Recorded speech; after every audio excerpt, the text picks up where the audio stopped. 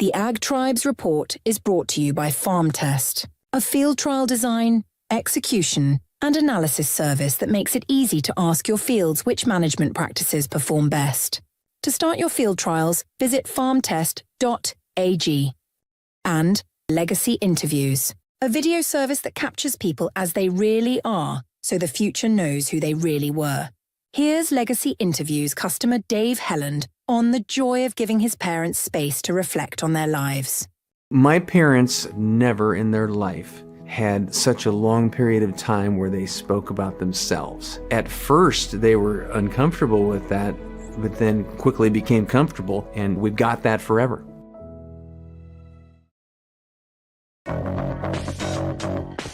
Welcome to the Ag Tribes Report, a breakdown of the top stories affecting the culture of agriculture, with your host, Vance Crowe. The report begins in 3, 2, 1. Let's begin. Welcome to the Ag Tribes Report. I'm your host, Vance Crowe. Each week, I bring on a new co-host to talk about the many perspectives that come from the world of agriculture. This week, we have as our co-host Josh Tranel. Josh farms in partnership with 3 of his first cousins in the southwest corner of Wisconsin. They are 6th generation on his land, managing an organic dairy farm alongside a cattle feeding operation. Josh also serves on the board of directors for the CROPP Cooperative, better known for its flagship brand Organic Valley. Recently, Josh had the honor of serving as FSA chairperson for the state of Wisconsin. Josh, welcome to the Ag Tribes Report. Thanks, Vance. Happy to be here. I invited Josh on because he wrote me a very lengthy response to some of my thoughts about glyphosate and why people were concerned about it. And while I strongly feel that glyphosate is a net positive, anybody that's going to take the time to write something out that's so detailed, something he thought about and something he put time into, made me say, hey, this is going to be somebody that's interesting to talk to, in particular because I have about as many doubts about organic farming as I do about ministers and pastors. But I think that is really good for us to have all these different perspectives. And as this week's stories popped up, it shows that Josh actually has a ton of insight. So this week, what we are going to cover is Illinois Farm Bureau gets the boot from the American Farm Bureau. Also, we're going to talk about the CAFOs that are going to stay in Sonoma County, California. We're also going to cover the milk pricing shenanigans that go on in that weird world. And we're going to talk about some of the Trump appointments that are coming down the line. We're also going to do the Bitcoin land price report. And wow, what a week it has been for Bitcoin. And then we're going to go through the Peter Thiel paradox and Josh's worthy adversary. And we're going to try and do that in just 30 minutes. So let's get started. From Holly Spangler at the Prairie Farmer, the American Farm Bureau kicks the Illinois Farm Bureau out of the Farm Bureau family. The Illinois Farm Bureau affiliate company Country Financial decided in September to no longer require non-farmer members in the Illinois Farm Bureau. So what this decision did was it could reduce membership from 400,000 to 78,000 next year, meaning that if you were getting one of these Country Financial insurance programs, you had your Farm Bureau membership thrown in with it, which meant the overall Farm Bureau got to count those people as members, and there were some dues and money that was being taken care of. Well, I reached out both to the American Farm Bureau and the Illinois Farm Bureau. The Illinois Farm Bureau responded. Sierra Henry let me know about what their executive management team is saying. We believe that the American Farm Bureau is choosing to abandon our more than 70,000 Illinois farmer members because of our affiliate insurance company does not want to force non-member farmers to join. We believe that the American Farm Bureau is choosing to put out our farms, our families, and our communities at risk at a time when we need to support through federal policy. In short, we believe that AFBF has chosen to break its promise to Illinois farmers. Josh, what do you think? Is this something that hit your radar? And what do you think about the American Farm Bureau kicking a state out? Yeah, a little crazy, and I would have loved to have been in the boardroom for these decisions. I'm curious if the American Farm Bureau was more worried about the loss of membership just because of the total sway or the dollars behind that membership. And I'm also curious to know then if Illinois was going to let them be non-voluntary members and still put forth the membership, or if it was just one or the other, had to be voluntary or had to be total. But interesting decision by the National Farm Bureau there to kick them out. Yeah, and I can really only speak for the Illinois Farm Bureau. I reached out to both of them, and the Illinois Farm Bureau sent me back quite a few stuff. They sent the lawsuit that they were putting forward, and they also, in that press briefing, they also talked more about how they tried to do a mediated settlement to say, hey, this doesn't have to be a financial loss for you. There are other ways we could approach it. But they said that the American Farm Bureau just didn't want to. In fact, they said they got up from the table and left. Now, I don't know. Of course, that's only one team's side.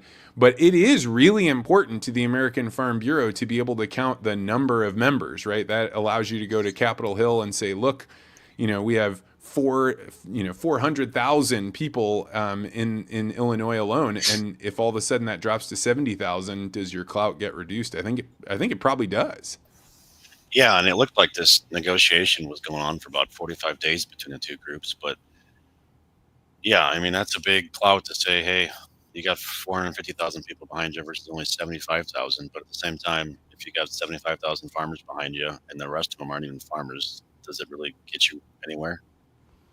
Yeah, I don't know. I mean, it seems like it may also have to do with like, hey, what happens if other states do this? I know that Ohio is a massively large farm bureau, and they have a big insurance program, and I wonder if that's not a big contributor to it. But it does seem pretty bold for that step to be taken, because once you kick a group out, that sends a pretty bold signal to everybody else. So it'll be interesting to see how this plays out. I think they aren't officially kicked out until the end of December, something like December 20th. Yeah, and I know Wisconsin's the same way. I mean, I'm a member on my house of the rural route, and that's another affiliate membership. You have to be part of it. And so Wisconsin's counted the same way. So I'm sure there's a lot of states that are counting like this.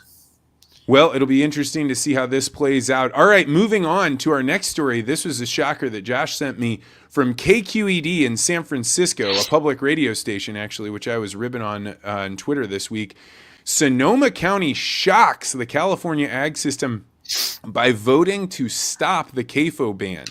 So in recent elections, Sonoma County voters considered Measure J, an initiative aimed at phasing out concentrated animal feeding operations within 3 years. This measure targeted large-scale industrial agricultural facilities, specifically egg, poultry, and dairy farms, by prohibiting future CAFOs and requiring existing ones to either modify their operations to comply with new regulations or shut down. But it was rejected. 85% of voters voted against Measure J, which is stunning. And I have heard through the grapevine that there were a lot of farmers, a lot of energy going here. Josh, how did this hit your radar screen? Yeah, this hit my radar screen from a couple friends I have out in Sonoma County that were living through this for the past 3 months. To me, it's insane that something like this could even get on the ballot, because not only were they just changing what the allowance of CAFOs, but they were bringing that down to like 250 animal units. So it was going to take out almost all of agriculture in that county. And I mean, if you want to pay attention to what's coming in the rest of the country in the next 5 years, these California counties are a good place to start paying attention to what's coming. I know that's how Prop 13 got into the system. And scary, scary, scary that something like this can hit a ballot and all of a sudden be over farmers' heads for 3-4 months. Because if that had gotten voted through, that'd be 75, 80 families that had to divest from their operations. Yeah, Sonoma County, for those not familiar with California geography, is just north of San Francisco. So in the southern part, you have people that are, have their homes just outside of the Bay Area. But the rest of the state, or the rest of the county, is massively rural. This is like a deeply farm community. And what was crazy about this particular ballot was all of the members, I don't know all, but most of the members on the county board didn't want it. They were saying, no, I don't want this. You had groups coming out that normally would have been kind of pro-environment and anti-agriculture come out and say, no, this is not right. But in California, if you can get enough signatures on the ballot, you can put a measure like this forward. And the Sonoma County sent a resounding no back, but that was not obvious that was going to happen. No, and it took a lot of grassroots effort to get that to happen. I know a lot of them were out working for months and months and months, and a lot of money raised. And Yeah, Farm Bureau. I know California Farm Bureau was a big part in getting this stopped. So hopefully they can get a stop at a state level now. But scary times if you're out there. Yeah, I mean, it's a testament to, I mean, ag superpower. And referring to the story earlier, Farm Bureau itself does such a good job of organizing to take such a small group of people to be able to get things organized and pushed back. But every minute you're spending organizing against crazy bureaucracy is a minute you are not spending And on your farming making money. operation. Yeah.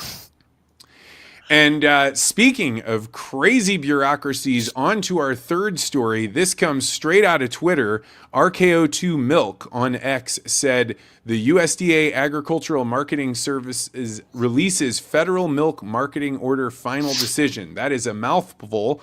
But the FFMO, which is a thing we talked about when Dwayne Faber was one of our guests, is the crazy pricing system that happens where you would think that the way that milk gets priced is a person that wants to turn that milk into cheese or sell it as milk comes to the farmer and says, I'm going to pay you this much for your milk. And the farmer agrees to it, and that's all done. But that is not actually what happens. What happens is after the farmer sells that milk to a producer, what that producer turns that milk into, whether it's cheese or fluid milk or various types of cheese, he has to pay money back to the farmer based on what he is producing. To me, this is a wildly crazy system, and it made me a little embarrassed for making fun of the Canadians for their absurd token system. But in talking to Josh, he actually had a front row seat for this. Josh, you were one of the people to testify before Congress on this subject. Tell us what we don't know just by looking on the outside. Yeah, I was actually the first farmer that got to testify in this federal hearing for it online when they had it down in Indiana. But yeah, it's a crazy system. But the one correction I would say is it regulates the minimum price you can pay, so people can pay over it. And it was seemed to set up, I think, early 1920s. It was set up just to make sure people weren't jumping between producers or jumping between cooperatives where they were selling milk, and make sure everybody kind of got a fair price. It's going to go for a vote here in January. It sounds like I'm guessing it'll pass in most orders. It sounds like the upper Midwest order might be a little bit of a close vote, but interesting enough, you just need that 2/3 majority of either the milk or the farmers to produce or to pass it. You don't need you don't need both of them. So it can get passed by a few large cooperatives here if they block vote, and I'm guessing it will. But yeah, you're asking farmers to vote against the pay price increase, which is something I can't imagine is going to be popular. But it looks like it's going to decrease farmer pay across the country about 75 cents or so. So tell me a little bit about this, because before the show we were chatting about how the farming, the way that you vote on this is not to say, hey, I like some of these changes and I don't like others of these changes. What happens is they put forward a slate of hey, these are what we're going to do. We're going to change how much we pay for either fluid milk or for a 500-pound barrel cheddar. And then you either vote yes or no. And both sides, the farmer and the producer, get a chance to do it. And if 2/3 of either side says, yes, we like it, then it goes forward. Is that right? So yeah, you got a yes vote or a no vote. The yes vote is yes, you're going to accept these changes. The no is no, we're going to not have a federal order system. So like Idaho depooled, I think in the early 2000s, Idaho depooled last time this came up for a vote. But yeah, it's either 2/3 of the total milk represented in your pool, or 2/3 of the farmers have to say yes for it to go through. And so where did organic dairy farmers come out on this? I think most of us are probably going to vote no. I hope most of us are going to vote no. When I testified, my testimony was about the fact that I don't think organic milk should be put into the system. Just the way the system works and calling up milk, our cooperative specifically, and a lot of organic milk is in fluid. And we pay well over these federal class minimums anyways. But just the way the fluid balancing works, it's so the fluid people are paying into the system. So for the benefit of them, when milk is tight or when milk is short in their order, they can call up milk from other orders into their order. The problem What being, does that mean, call up? like you can request milk to come into your order or request milk to come into your plant if you're a fluid plant. The problem being for an organic product producer, if you call up milk into your order or into your plant, you're going to get conventional milk and you can't process that anyways. So we're just paying into a system. It's essentially a big tax onto us, just to play in this silly system that has been developed and has continued on for the last almost 100 years now. Well, since I gave you a quick barb at the beginning about being an organic farm, can you make the case for what is the value of organic milk? Yeah, to me, it's just two big things. I mean, it's milk that's 100% antibiotic free. I mean, those animals are raised without any antibiotics from day one, and that's really important for a lot of consumers. The other thing that is probably even more important for consumers is that the fact that um, all the land and all the food grown for the animals is doesn't use any pesticides or herbicides, so no glyphosate or anything like that getting into their food. And that's even more important when you talk about just a total whole organic food spectrum. And then the other thing that really draws a lot of consumers to organic is just the fact that it's grown on small family farms across the country. That's something that really draws a lot of consumers in. That story and that pasture usage is something that they believe in, and that's why they pay for that organic seal. I think consumer research would show that organic USDA organic seal is probably the most trusted seal in the industry, compared to a lot of these other seals, and people pay for it, and it's a good product. Yeah, I have to say that in the last few, I don't know, maybe even just the last year, my mind has really been changing on a lot of things, and largely because of eggs. I was getting eggs from the grocery store, and I would crack them, and they cracked funny. Crazy case. Yeah, and I started getting organic eggs and pasture raised eggs, and all of a sudden the shell was thicker and it cracked the way I remembered it. And so that I had to finally admit, like, there is something different going on, and you know, I can't necessarily nail down why, but I'm open to the idea that my original ideas were not correct. Okay. 2 minutes left, and I want to talk a little bit about the appointments. The huge news this afternoon was that RFK, who many people thought might be tapped to run the USDA, was actually tapped to run HHS, Health and Human Services, which shockingly is the largest part of the United States budget. And he is going to have oversight, and they've already started calling for trials and hearings on things with vaccine manufacturers and people that participated not only in COVID, but the entire vaccine system. What else are you hearing about there? What are people paying attention to? And do you have a prediction on who's going to get tapped for USDA?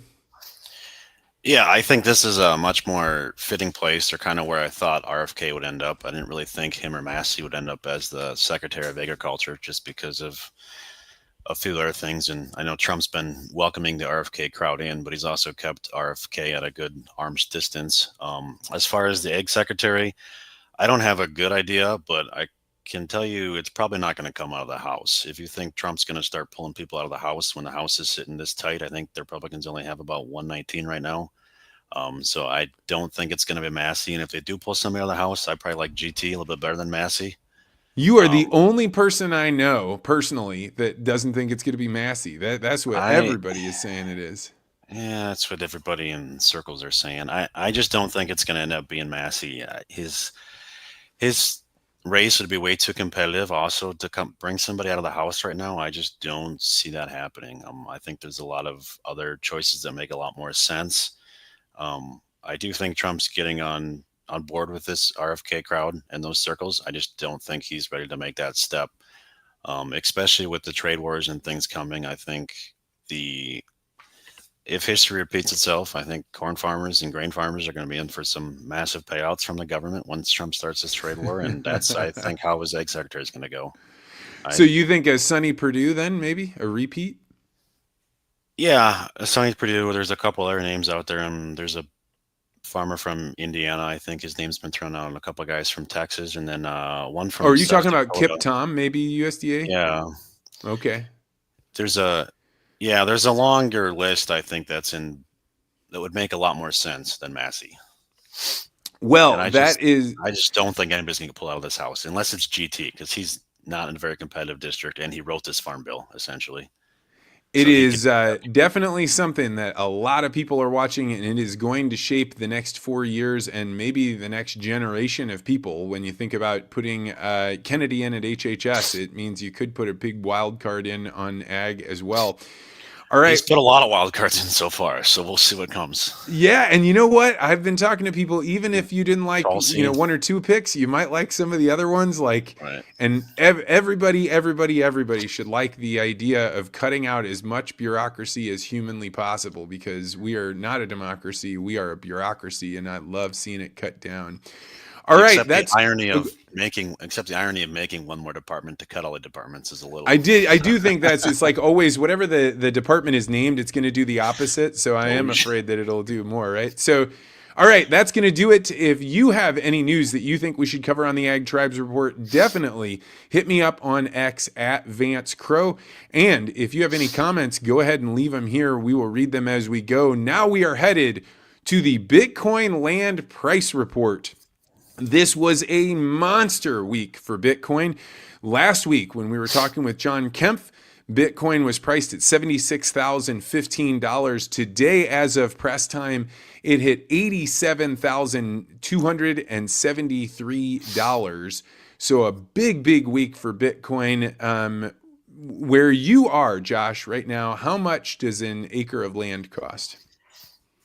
Yeah, I mean, Grant County, Wisconsin, good tillable land will go anywhere from 12 to 18,000 an acre, just depending on how it lays and how much is actually tillable versus pasture. But 15, 16 is a good range to be in.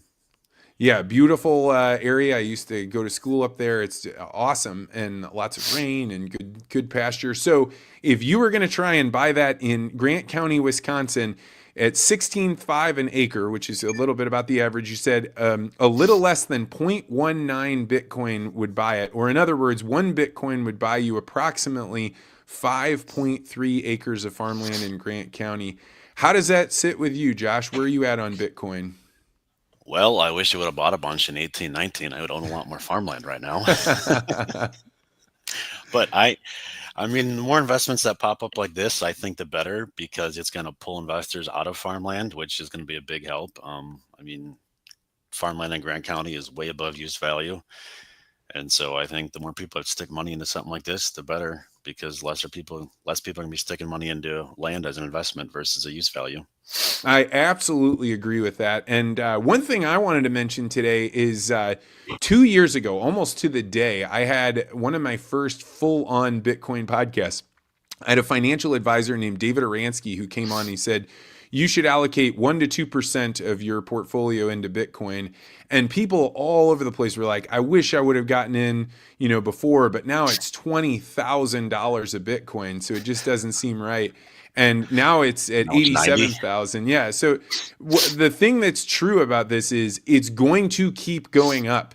And you're going to minimize regret by starting to get into it now. And I am not suggesting go out and put more than you can afford to lose in there. It's still probably going to go wildly up and down. But don't let your ego get in the way. Like, oh, I should have done it. The train has passed me by. The train has not passed you by, but it is time to get on. If you've been at all interested, definitely explore it. Try and learn a little bit more about it. Don't let your ego get in the way.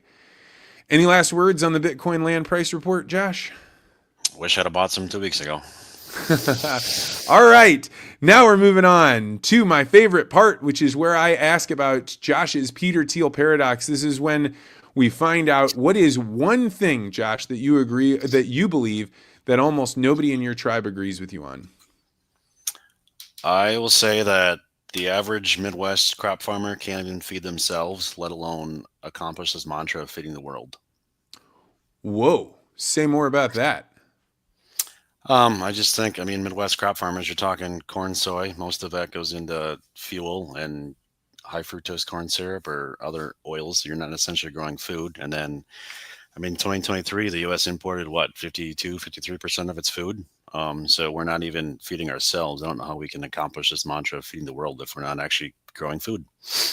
Can you feed yourself on your farm? Yeah, we have a couple acre garden, and then, milk is the most nutritious thing on earth to eat. And then got some beef cattle as well. And yeah. That's fantastic. I do these legacy interviews, and largely most of my clients are actually in agriculture. They come in from all over the United States. And if you are over the age of, say, 55 or 60, your experience of childhood was gardening and canning. And Yep. like is a huge percentage of your time. And people like, I now know I can start up a conversation with somebody that grew up on a farm that's over 60 and be like, tell me about your mom's garden.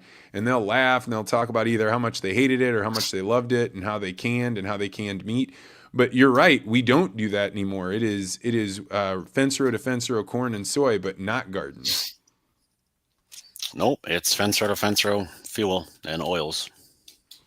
Yeah, and as a person that now eats a huge amount of butter and I drink half and half as a part of a keto diet, I mean, having a dairy cow, one of the times I was giving a talk to a dairy group and I pointed out that they are the original warriors because cattlemen and goat herders could take these animals along, have them eat grass, and turn it into mobile protein factories. And so those guys went around and dominated the world because they had these protein factories that, they could eat and drink really healthy.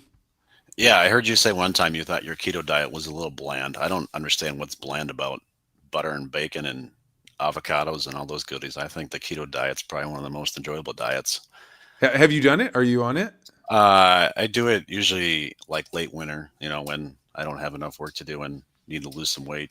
I mean, I don't hate it. It's a good diet. I think if you're doing it the right way, where it's 70% fat, there's just things that a lot of you're bacon used and butter. to. Yeah, and like the only thing that you can eat in that way that's crunchy is bacon and I guess pork rinds. But there's so much that like there's something really satisfying about eating crunchy things, and I've got a terrible sweet tooth. Just like chips too much. Yeah. So, okay, that was a good one. I'm going to give you a pretty high score on this one. I'm going to say an 8.7, and that's because you're really going to hurt a lot of people's feelings, but I think it's true.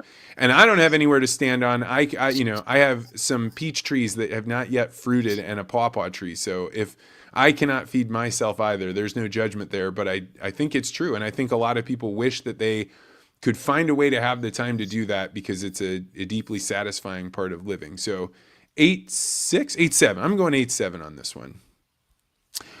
All right, now we're going to wrap up with the very last segment, which is the Worthy Adversaries segment. This is where we spotlight a person that you respect, but you strongly disagree with.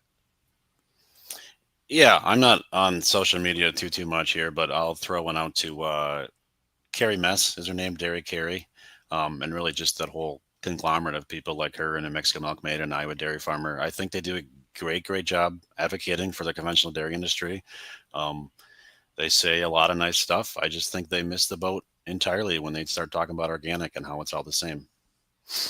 Say more about that. What do they say? Because I think I probably default believe a lot of the things that they're communicating. I think a lot of the things they just say is that there's no nutritional differences and that it's just a big marketing scheme. And I think that's not true at all. Do you think there is a nutritional difference? Yeah, that's the one thing. I think it was the 2018 Food Science Journal, in milk, especially the conjugalaic acids profile in organic milk is a lot different than conventional milk just because of how much fresh pasture the cows are eating. Yeah, it's one of those things that there's probably so much going on here. I have so little faith in nutrition science that I am open to other ways of thinking about it. And so I was really glad when you wrote me that note. And I hope it's a testament to other people. You should know that if you know something about ag that I don't know, you're not going to upset me and I'm not going to be alienated by it. I read all of what Josh wrote and was like, this is a guy that didn't just go copy paste something. He actually sat down and wrote this. And I'm really glad he did because I got to learn a bunch today. Thank you so much for coming on today, Josh. If people wanted to support you or learn anything about what you're doing, where would you direct them? The grocery store. You can go to your local grocery store and pick up a nice half gallon of Organic Valley milk. That's probably the best way to support me. But if you want to get a hold of me, you probably got to go to Facebook or LinkedIn. Just look up Josh Tranel, and that's probably the best way to get a hold of me.